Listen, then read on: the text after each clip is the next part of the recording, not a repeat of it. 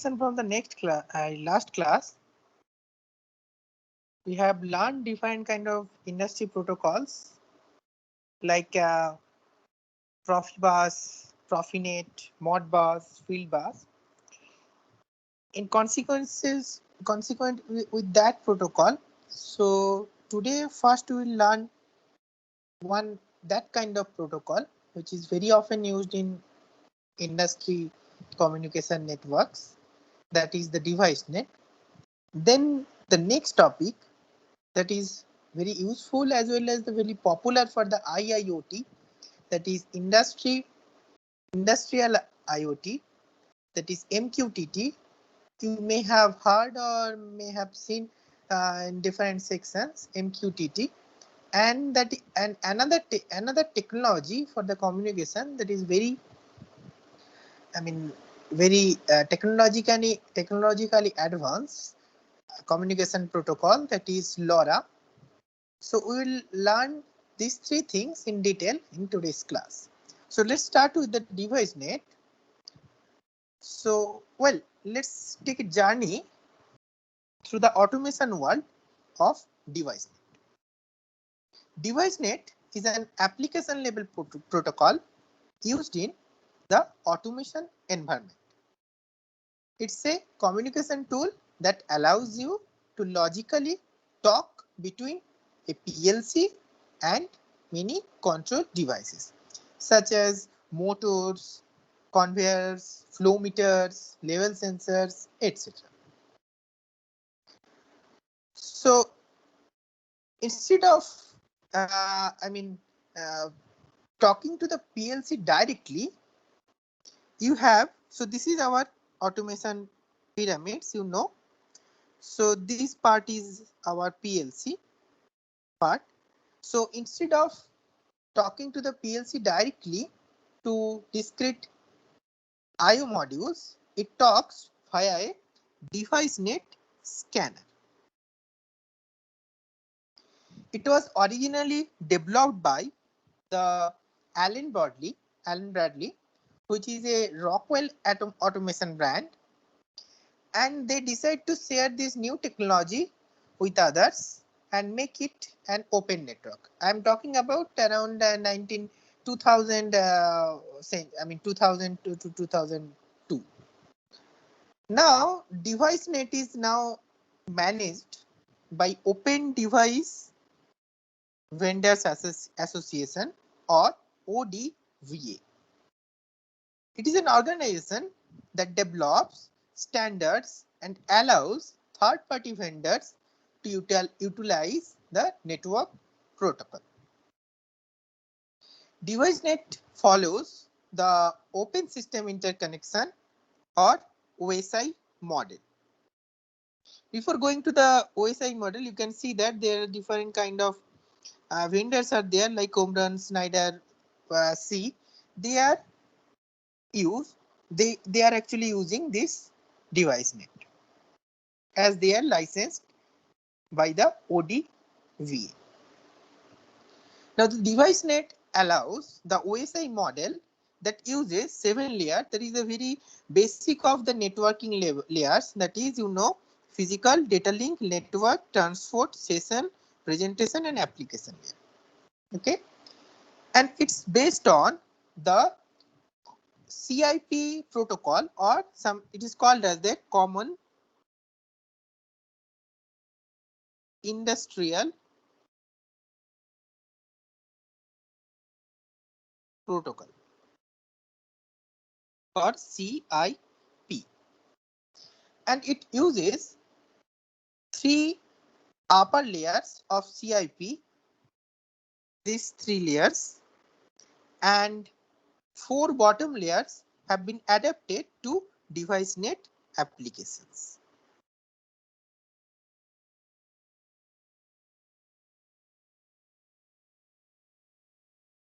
Fine. Here you can see the physical layer consists of a combination of cables, nodes, taps, and termination registers. That is in the trunk line or drop line tube. topology. I will show you what is trunk line and what is drop line. Now coming to the data link layer. Data link layer in this device net, the device net uses the controller area network or CAN that handles all messaging between controller and the devices. So in data link layer, once again, device net uses controller area network or CAN standard that handles all the messaging between controllers and the devices. Okay. Now coming to the network and transport part, these layers of device net establish a connection with the device by using connection IDs for the devices. So you may ask me, what are the connection IDs?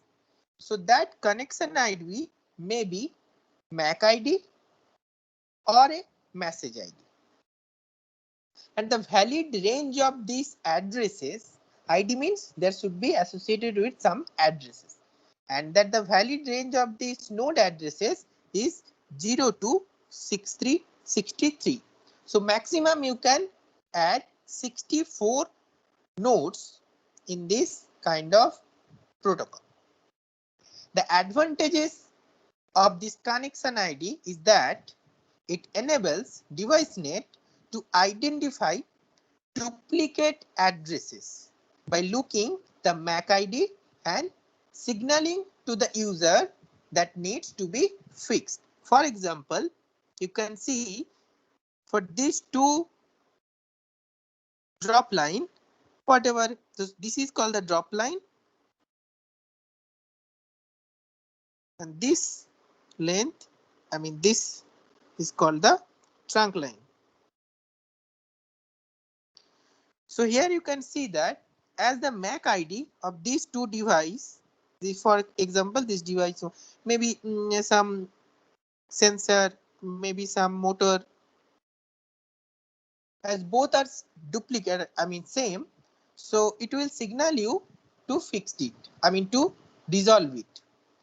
Now that we have looked at the structure in this device net, that come to the application layer, so we have understand the network transport. Now if I come to the application layer, the genius behind device net is that it joins the power and the signal into one cable. That is the beauty, and that is the most advantageous thing about the device net. It joins the power and the signal into one cable. You don't need any other cable to power the devices, which save money and reducing the need of multiple cables which utilize more spaces. Fine. There are five types of cables are used in this kind of generally used in this kind of device net protocol. With three are them are round and two are them of flat. And if you see the device net media, in this device net media, the cables terminating resistance, taps and connectors are used, and the device net software part, RS networks, is used. Now come to the cabling part once again. You can see the middle two lines, these two lines are for the signal and the outer two lines are for the power. More if I want to more specify about the device net cable types, they are thick round, thin round, class 1 round, and there are also quick link flat and quick link light flat. So three types of round cable and two types of flat cables are there in device net protocol. But which one you choose is determined by the distance and physical limitation of your application. You can use round, that means thick or thin cables for either trunk or drop lines. The flat cables are generally used for the trunk lines, and the class 1 drop cables is used for the drop lines. Fine. Moreover, these all cables are twisted pairs of wires, and where here you can see that one pair is for the power, another pair is the shielded wire, and another next pair is for the signal pair. And this power is 24-volt DC power. Sometimes this shielded wire is also used for the grounding process.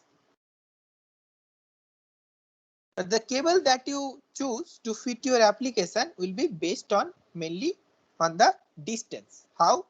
Because there are the specific limits to the lengths that will allow you the trade-off between maximum data rates for the network and the distance. So you have to keep in mind that when you are going for the higher length of cable, you have to sacrifice the data rates.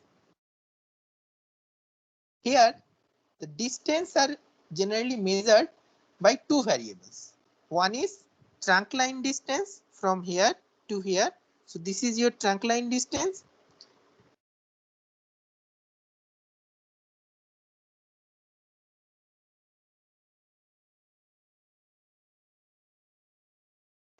And this one is your drop line distance.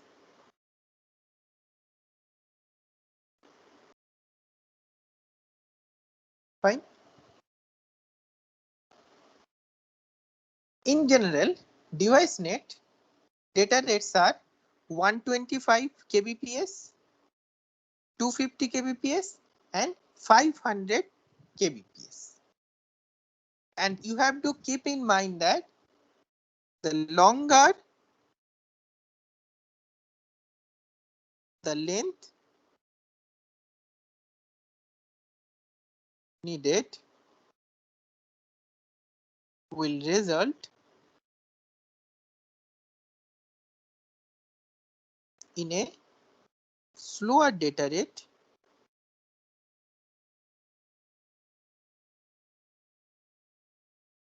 and vice versa. Fine. Now you can see typical data rates for here. If I read it out, that is the thick round cables has the maximum range of, I mean, the range is 1640 feet, around 500 meter, and at the data rate of 125 kbps. Similarly, for the thin round, it will be 328 feet for 125 kbps.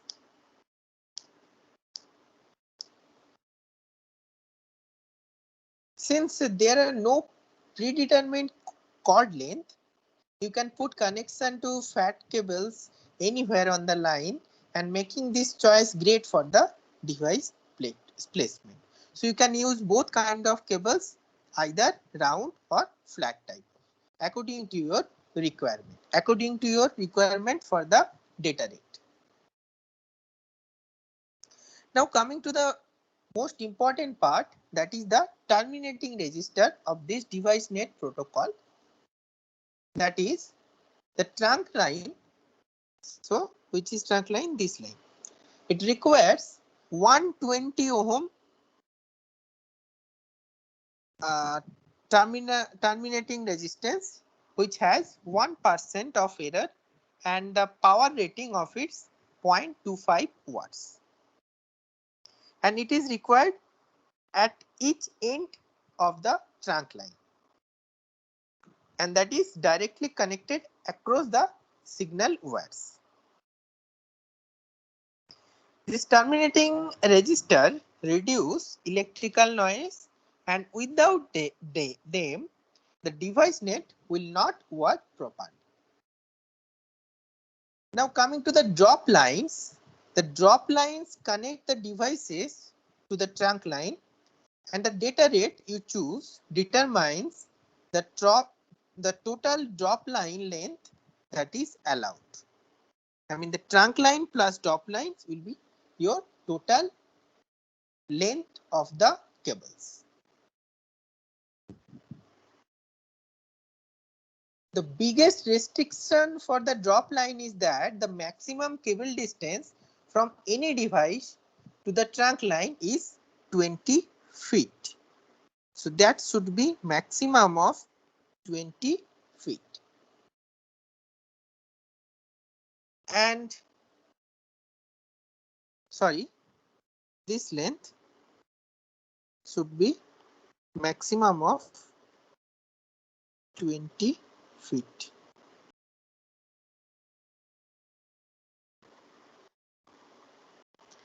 And the drop line maybe once again depend on the data rates. You can see that for data rate of 125 kbps, the cable length, the drop line length is 512 feet. For 250 kbps, it would be 256 feet, and 500 kbps, it would be 128 feet. So it is showing that at the higher data rates, you get shorter distance.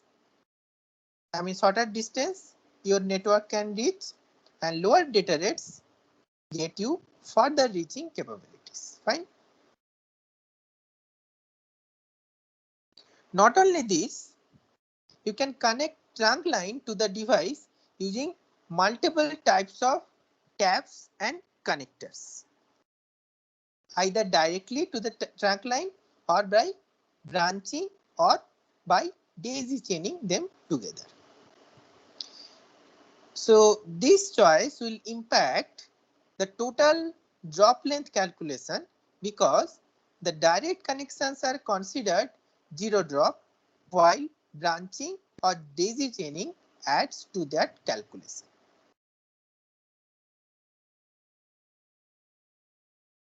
Now that we have all these things we have in the physical network, so let's talk about the something. So these are all about the physical network. So I can show you the direct connection from node to node. So these are the different nodes once again. So these are the terminating registers. So all these specification you can see. So this node may be 20 feet. So this is 15 feet. So there are different types of branching over there, and daisy chaining are there. So this is the daisy chaining, and this part is the branching.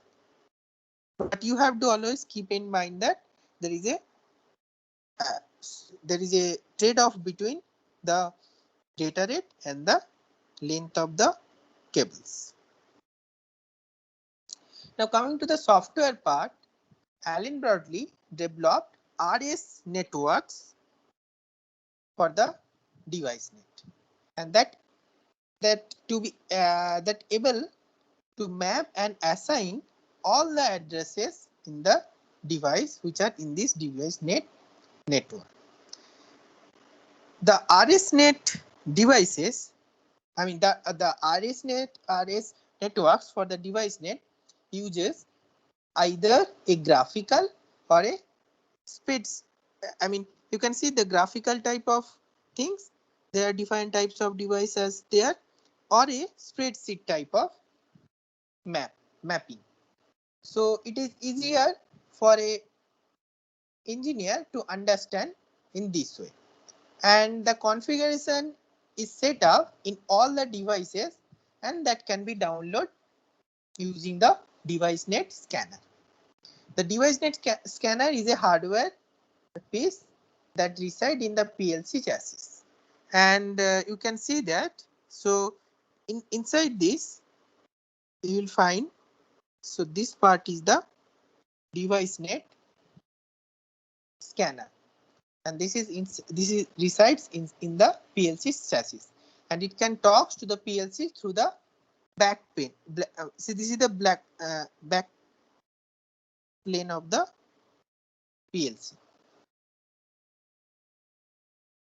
So by this scanner, by this device net scanner, you can talk to the PLC, and you can directly talk to the PLC, and that resides in the back plane of the PLC chassis. Not only this, DeviceNet uses a electronic data sheet, sometimes called, in short form, the EDS, that are simple text file. You can see that simple text type of file, and contains all the information to identify a device and assist in commissioning them into a network. Now, coming to the advantages of the device net protocol, that are low cost, widespread acceptance, high reliability. You can efficiently use of network bandwidth, and power available on the network is also efficiently used. Now, coming to the disadvantage of the device net, that are limited bandwidth. That means not only this, the bandwidth or the data rate. So bandwidth or data rates are, complement to each other. So if you increase the bandwidth, the data rate is also increased. And on the other hand, if you increase the data rate, bandwidth can also be increased. So you can see that if you increase the length of cable, your data is decreased. So therefore, the disadvantage of the device net includes limited bandwidth. Fine. In addition, you may find that due to the limited bandwidth, you have to maintain the limited message size, and also limited cable length, because you can think that, as I told you, that is the length of the cable is fixed for this kind of device net protocols. It is stated over, and in many documents and many research, that the 90 to 95% of all device net problems are one of two things. First one, the cabling issue, or you don't have any correct EDS file registered in the RS Networks software. So therefore, you can see that this kind of topology, very simple protocol, makes the device net a great network when looking at the overall picture of this device net protocol.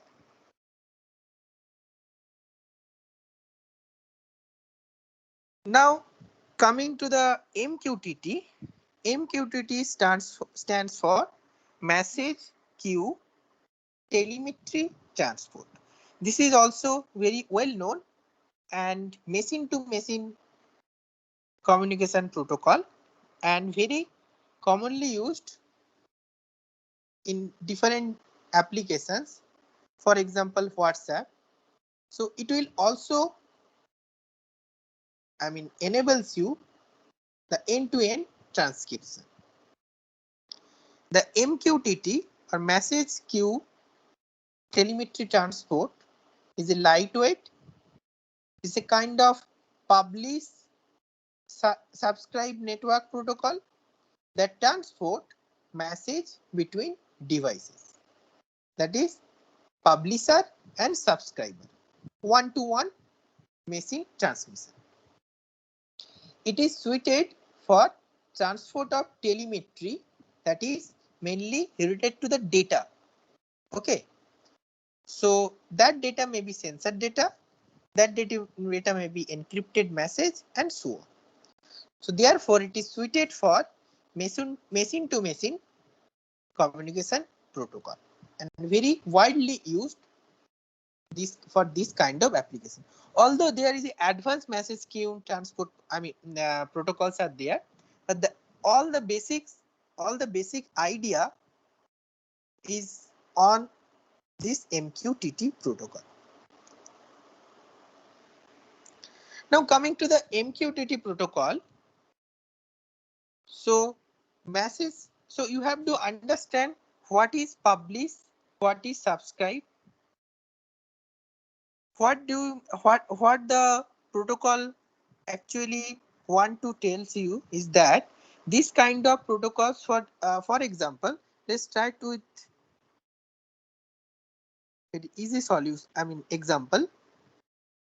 So this is very easy protocol. So before going to the understand, the theoretical things, I want to give you very practical example.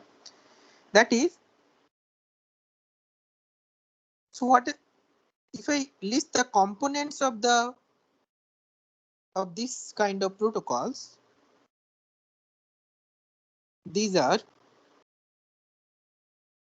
publisher,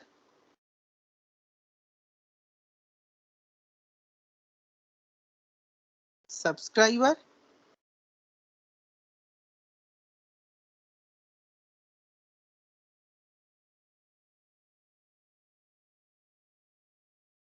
and broker. Fine. For example, if I take an example of a stock, for example, I have large cap, defined type of large cap stock.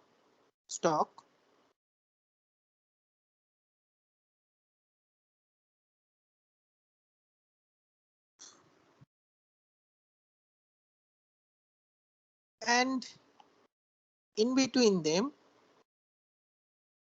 I have a broker.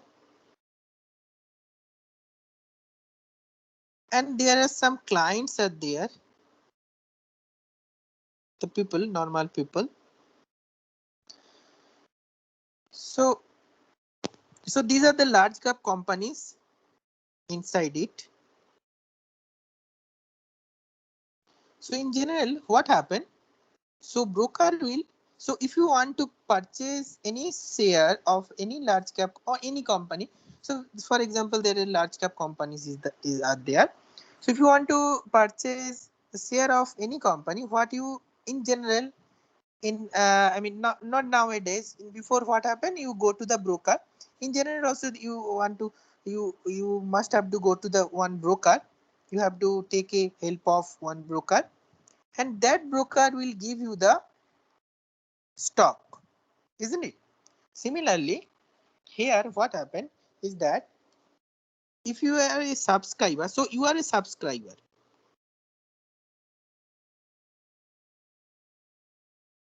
and if you want to buy a stock, you need a publisher. So who are willing to give you the stock? So that is called as the publisher. And in between them, you can see there is a broker who can provide you the stock in buying or selling. So similarly, in this case, in this MQTT protocol, what happened?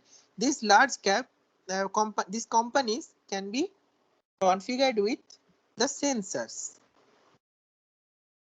There are different type of sensors are there in field. Now in between them, there is a broker, and this client maybe you it's common people who want to know the value of the sensor. So what it will do? It will actually it will subscribe. For example, if there are different type of sensors are there, and this broker, you want to know the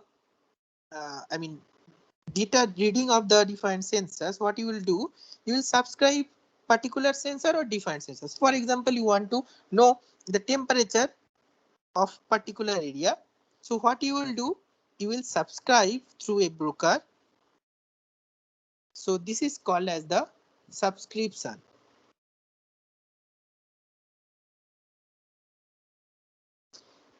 And this sensor will publish the data through the broker. So that is the components of a MQTT protocol, and these are the main concept behind the MQTT protocol. So coming to the once again, so here you can see that this is a very simple messaging protocol. It depends on the publish and the subscribe. Now, and you may tell that this is the event driven approach, and there is central communication point that is maintained or controlled by the broker.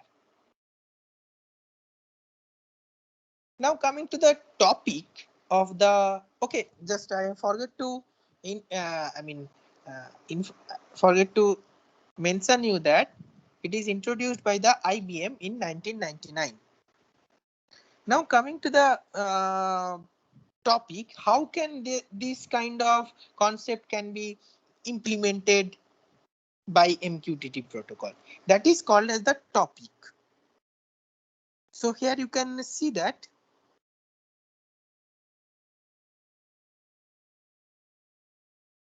So that is called as the topic. What is topic? Topic is nothing but a simple string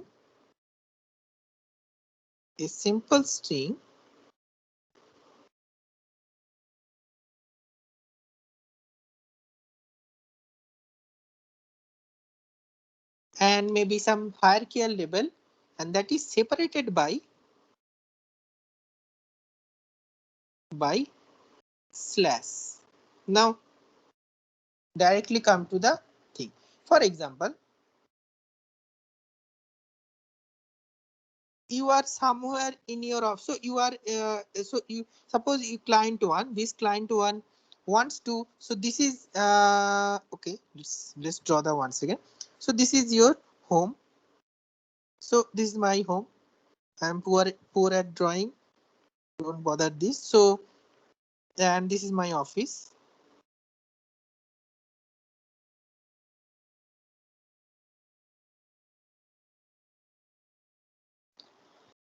And in between them, somewhere over here, there is a broker.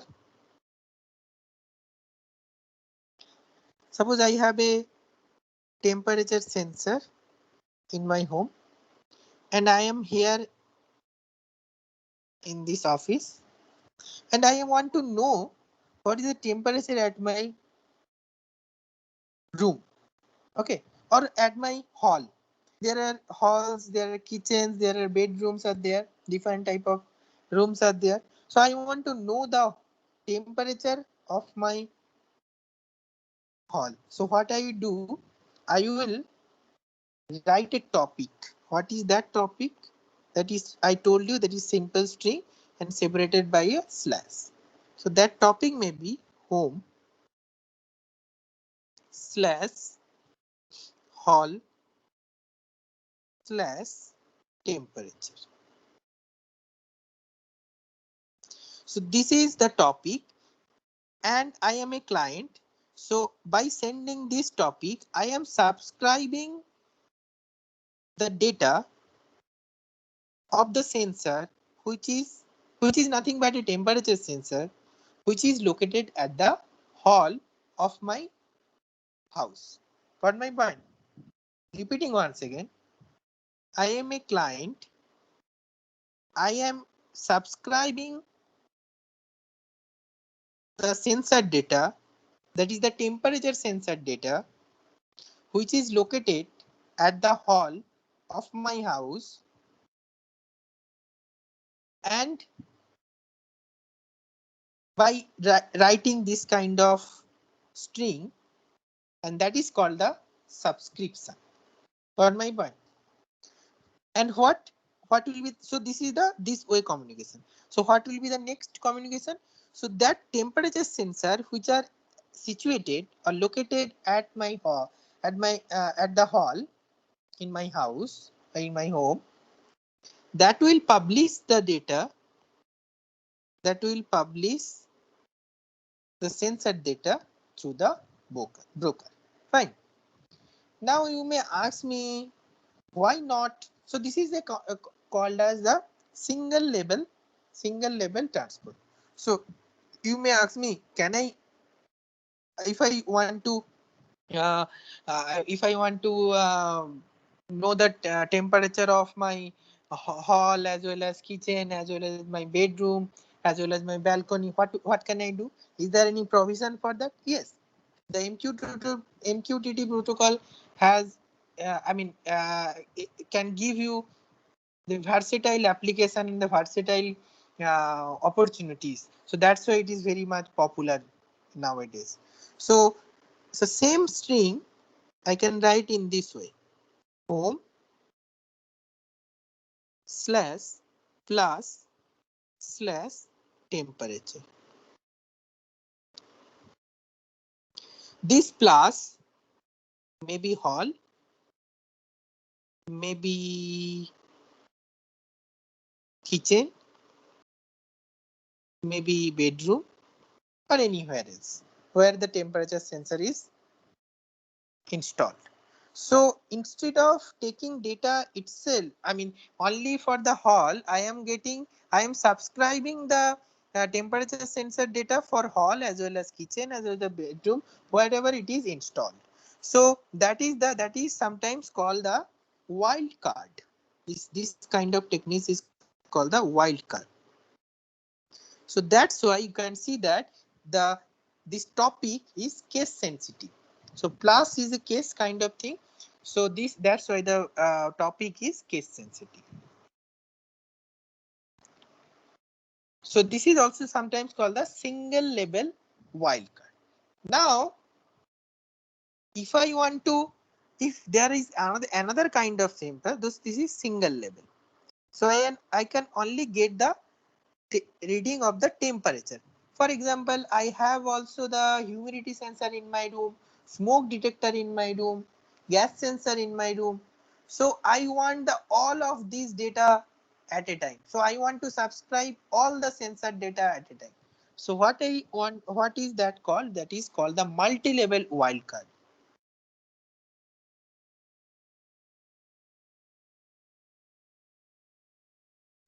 And in that case, the topic can be written as home slash has. So this means any kind of sensor which are installed in my room, all the data can be can be given to me, and I am first of all I am subscribing all the data. So the broker will instigate the sensors, all the sensors, that you should publish the data to the subscriber because he subscribed all the sensor data. So that's how the MQTT protocol works. So as I told you, this is a basic concept: publish and subscribe. So message, the topics you have to write, and broker has a central command facility. It will decide who can subscribe and who can publish the data. Fine.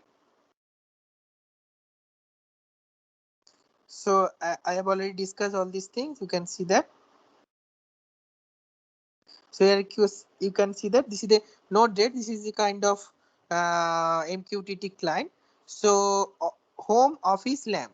So I want to switch on, the message is on, switch on the lamp which is located at the office. So what you will do, you will message is on. So MQTT client is there. This is the Arduino microcontroller or Raspberry Pi microcontroller is there. So what happened? The lamp, by using the MQTT client, you can lamp on. Switch on the lamp which are located at the office.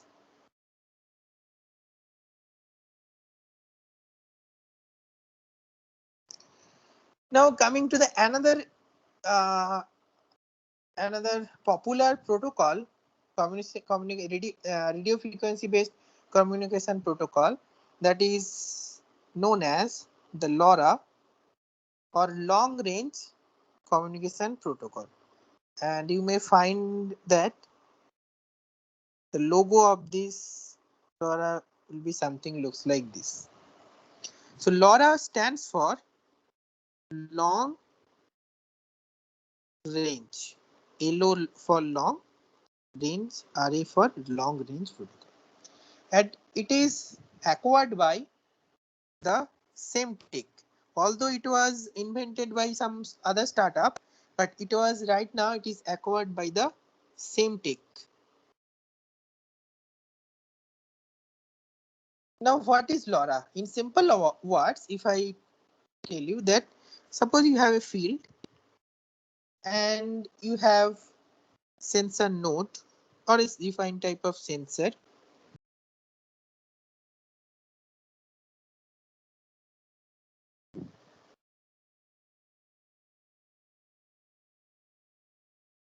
So this is sensor node and this is the sensors. So you want to take a sensor data from your home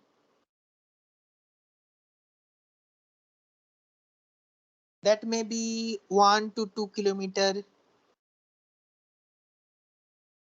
or I mean more than that in distance. For example, you have a farm or you have a factory and you want to take a control of that. You want to take a sensor data from that factory from your home, and the distance between you and the sensor location are around 1 to 2 kilometers. So as you know, the Wi-Fi or Bluetooth can't give you the solution for that. Or if you may tell me 4G, 3G, this kind of solution can be possible. But 4G, 3G, there is a problem with 4G, 3G or this mobile communication. I will tell you. But sometimes you need data which are not dependent on the mobile network or the GPS or any kind of traditional communication. So what you will do? So the dedicated network is used for that purpose, that is the LoRa, that is long range communication protocol.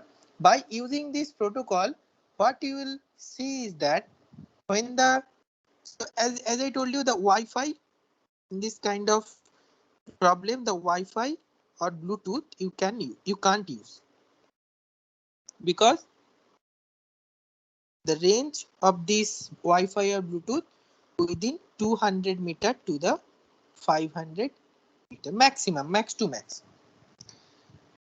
But by using this LoRa communication protocol, you can achieve this distance. Maybe it theoretically, although it is 1300 kilometer, but in general we can achieve up to 100 kilometer communication by using this LoRa protocol. So this is used for the distance application, direct communication for a distance application.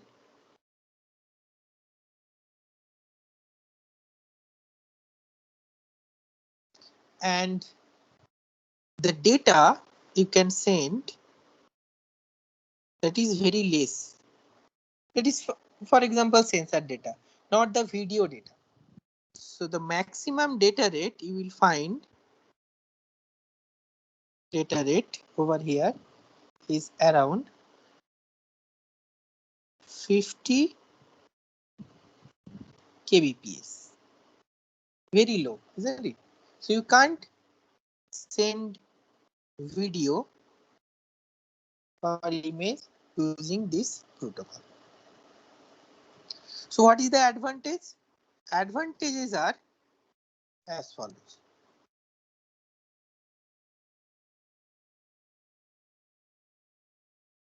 First one, this is used for the long range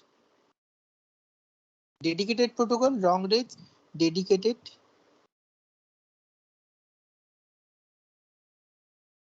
very secure. Therefore,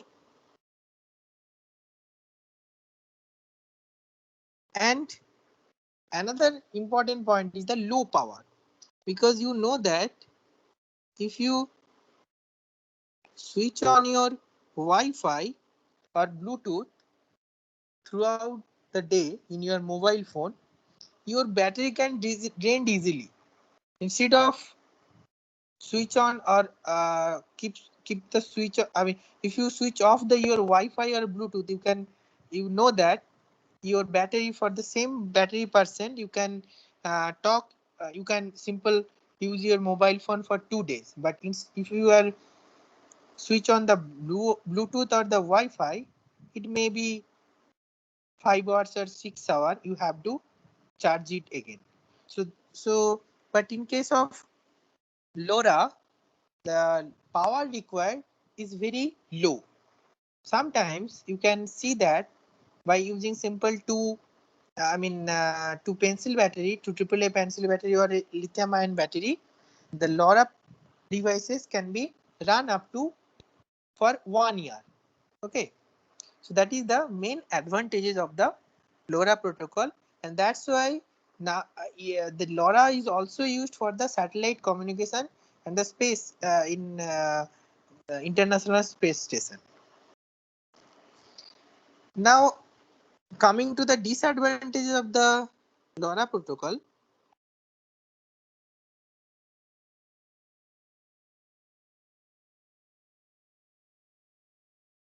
it can be, so the data is, first one is the data, limited data rate.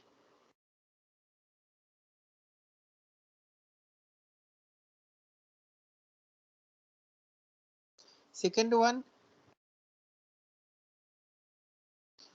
bandwidth. Right. So if I give you the typical example of a LoRa based network, it will be something looks like this. So you have a factory,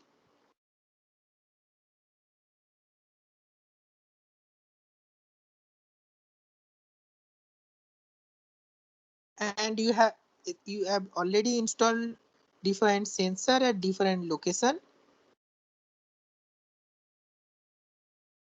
and you want to take the data from it.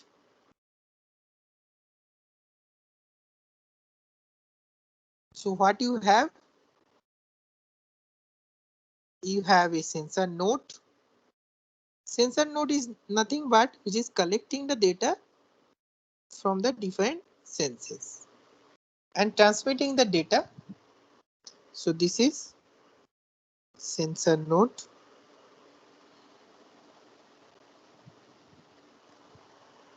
and what you have, this sensor node is controlled by a microcontroller, maybe Arduino, maybe Raspberry Pi, or maybe very lower kind of development,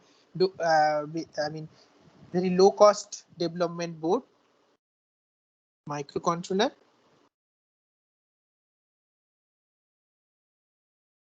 and there is a battery that is also powered the LoRa transmitter. So this is LoRa transmitter, and that is connected with the sensor as well as the microcontroller. You can connect with both. So this is a kind of as I told you, that is a kind of wireless communication.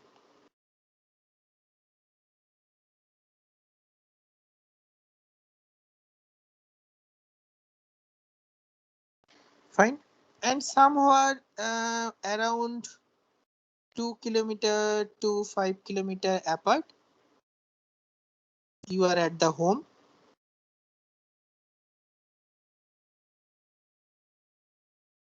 and you have the LoRa receiver. It's very low cost.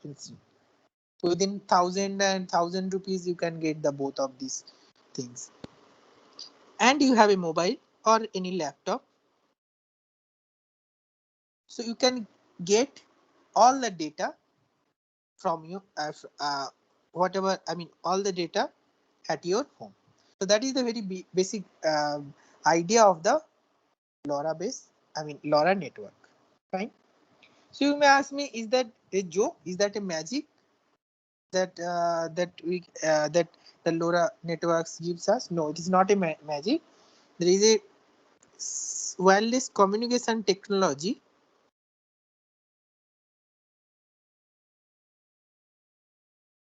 and that is known as CSS or chip spread spectrum. So this is a kind of modulation technique. You may heard about it if you are in a BTech course in electronics or electrical or maybe computer science.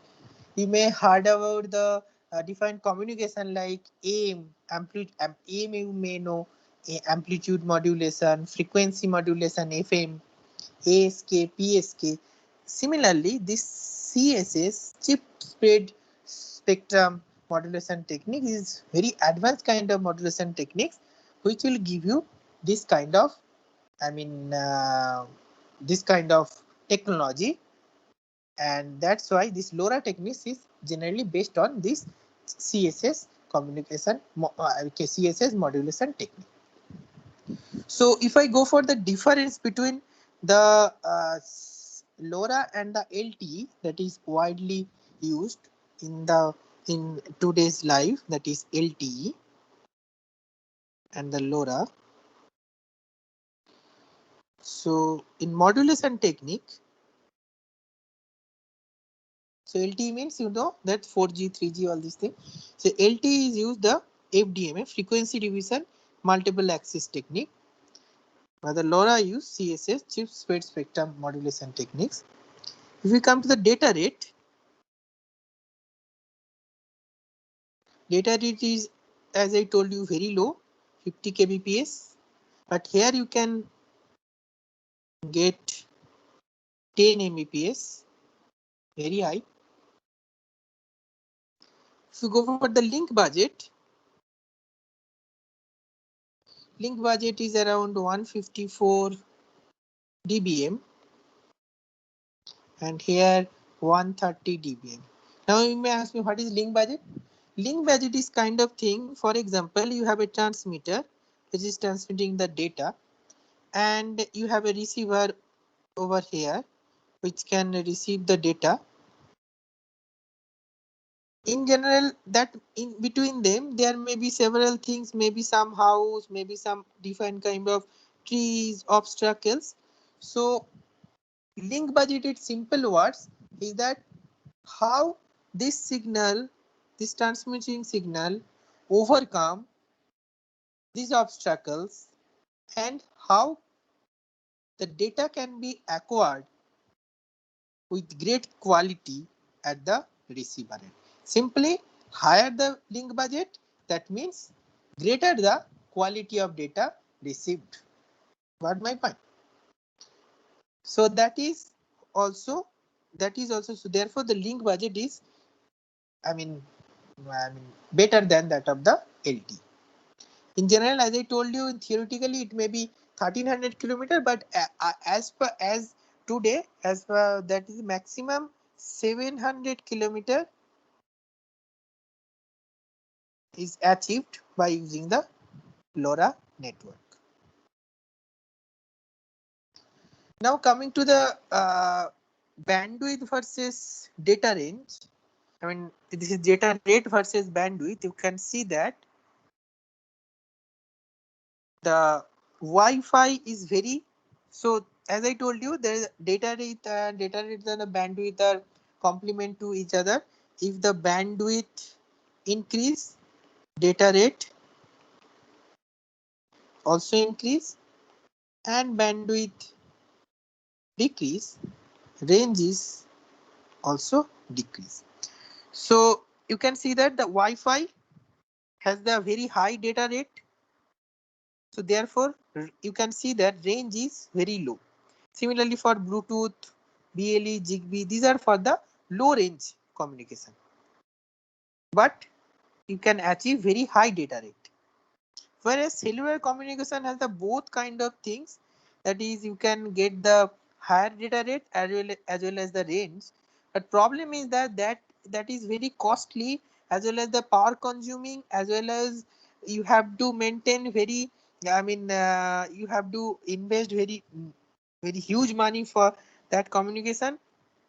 And not only this, the spectrum cost for this is very huge.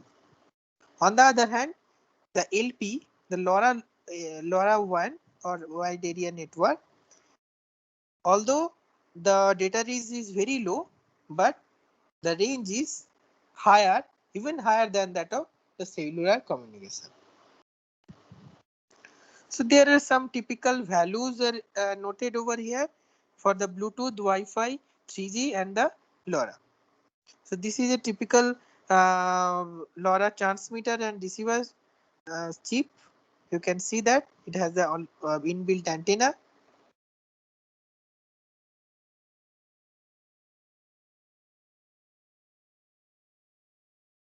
So all the information are already noted down over here. So you can use this LoRa technology is for the smart utilities, health, hygiene, safety, efficiency, agriculture, industrial automation, and many more. So here you can see this typical LoRa kind of module. There are different kind of companies are there. So they are actually producing the LoRa devices. So there are some printed antenna, radio module, microprocessor. So these are typical LoRa devices or chip. Now coming to the last part, that is the LoRa WAN. So LoRa is a kind of receiver or transmitter, nothing else. That may be connected with some sensor and maybe some user. The LoRa WAN is kind of the total protocol. Suppose uh, you want to whatever the data you have received in the LoRa sensor node, you want to upload that in the cloud. So the complete so to do that, you have to take the help of LoRaWAN. LoRaWAN is LoRaWAN is the wireless area network. It is a kind of visualizer. Is a kind of thing which has some sensor at it was previous. Then it has the gateway. Gateway means what? Gateway has the LoRa transmitter plus the internet. So this is called the gateway module. The internet may be a 4G SIM, that may be LAN port which has the internet access. Now that will go to the network server.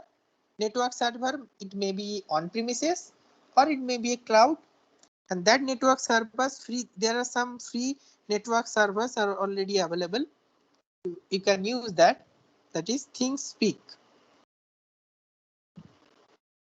You can use that ThingSpeak server and the application servers like mobile, maybe some laptops, computer.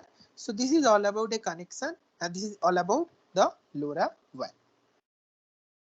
So as I told, the gateway is a node is linking or uplinking. So for example, you want to switch off the thing something. So you are giving some command to it.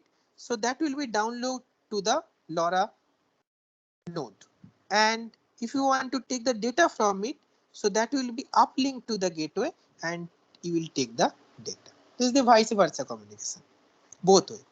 So here you can see the difference between LoRaWAN and the LoRa. For the LoRa, you can see there is a kind of physical network. So you only have the radio and modulation part. This is a transmission, nothing else. And here you can see they has the LoRa as well as the internet.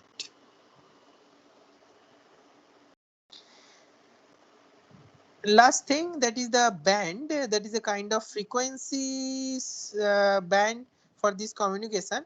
This is different for different continent. For Asia, it is 433. So for before purchasing any LoRa module, you have to see the frequency, because unless until if you are not purchasing the particular frequency, that is illegal for that country. For example, Asia, it should be 433 for 433. So but for if you purchase the LoRa device at India and you want to use that LoRa device in US, that is illegal.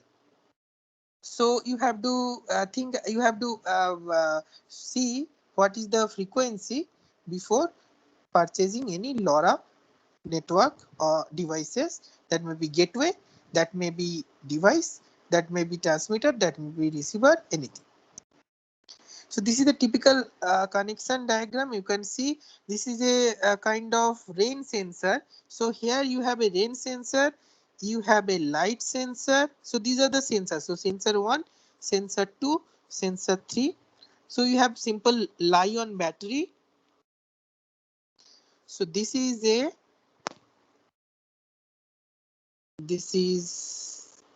kind of, if I remember, this is a Wi-Fi module, which is, and this one is LoRa transmitter. TX means transmitter, and you can see, so this is a kind of LoRaWAN Wi-Fi module with LoRa TX is the LoRaWAN, because as I told you, this Wi-Fi module can connect with the network or any internet, or that has any cloud server. And this is the microcontroller.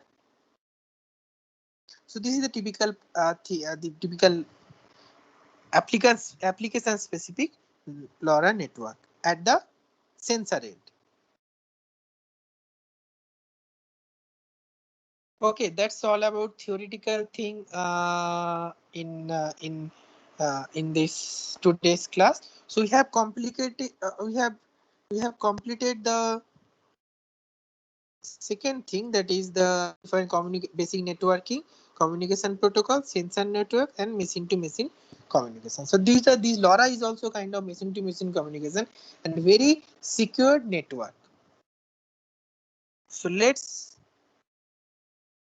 I want to show you some device specific videos which will give you the technological glimpse of the LoRa network. So let's begin with that thing. Give me a minute.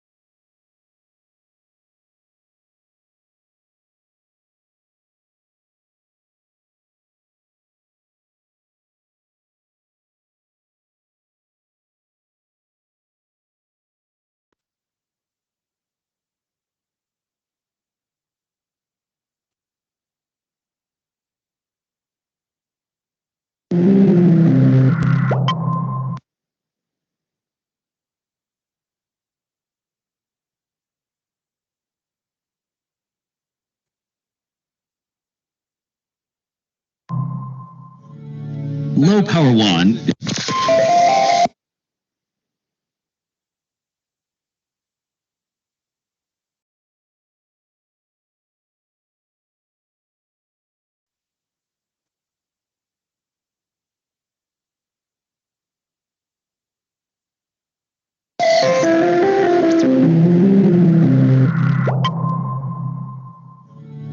Low Power WAN is simply distinguished as Low Power WAN and NB-IoT. There are 4 sessions for LoRaWAN.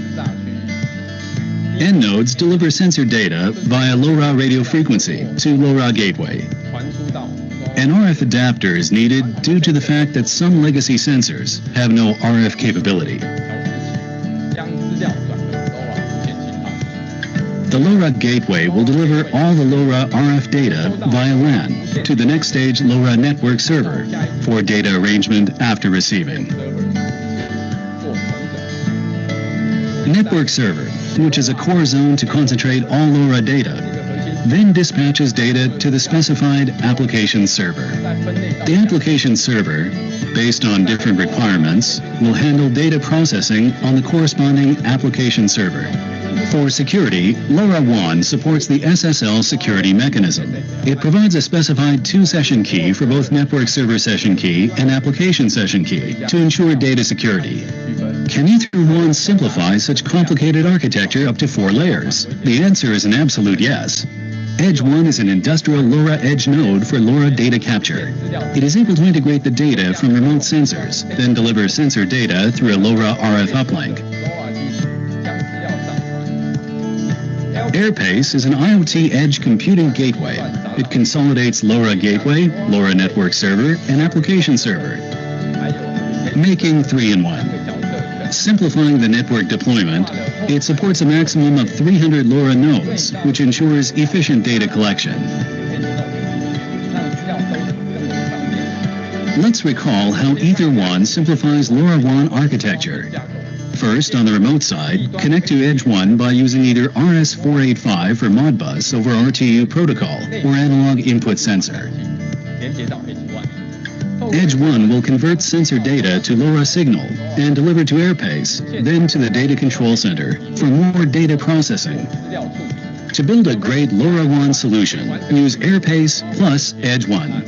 AirPace offer 2 models for choice: pure 4G LTE cellular and LoRa plus 4G LTE backhaul wireless communication.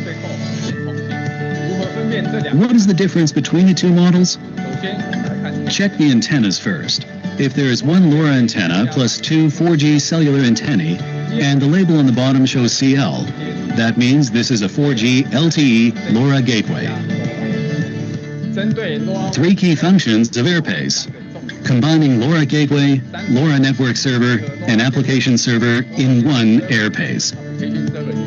It can connect up to 300 LoRa Edge nodes. AirPace supports Class A and Class C. Edge 1 supports LoRa transmission and is IP65 rated. The device is dustproof and waterproof, making it a wonderful solution for outdoor environments.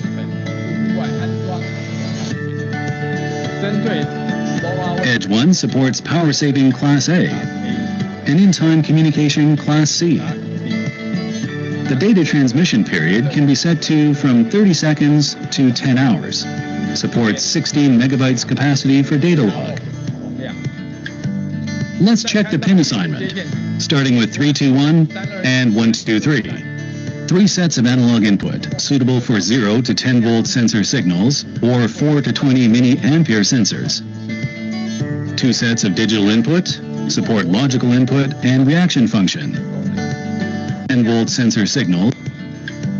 Let's check the pin assignment, starting with 321 and 123. Supports 16 megabytes capacity for data log. Let's check the pin assignment, starting with 321 and 123. 3 sets of analog input, suitable for 0 to 10 volt sensor signals or 4 to 20 milliampere sensors. 2 sets of digital input, support logical input and reaction function. 1 digital output for remote control purpose. One RS485 serial port supports 3 set of Modbus over RTU sensor. Simplified architecture meets long-distance communication needs with free communication and secure data transmission. Ether1 offers you the best wireless solution. Please visit our website for more information. If you like our video,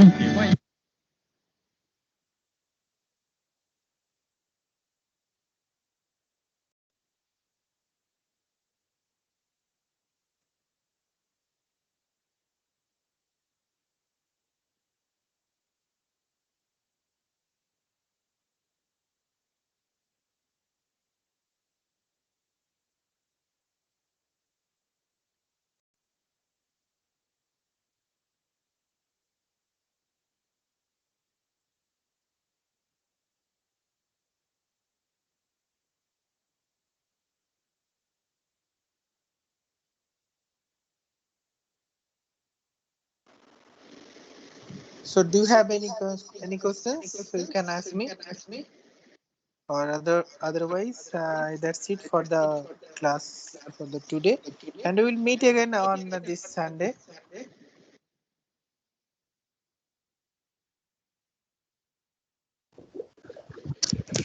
Okay, sir. Thank you so much, sir, for today's class.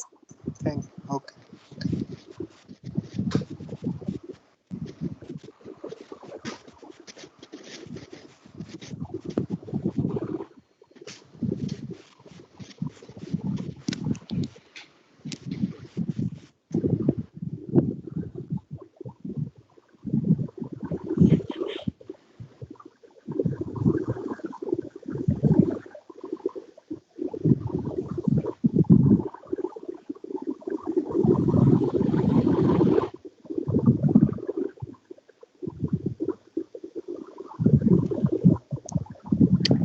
Hello.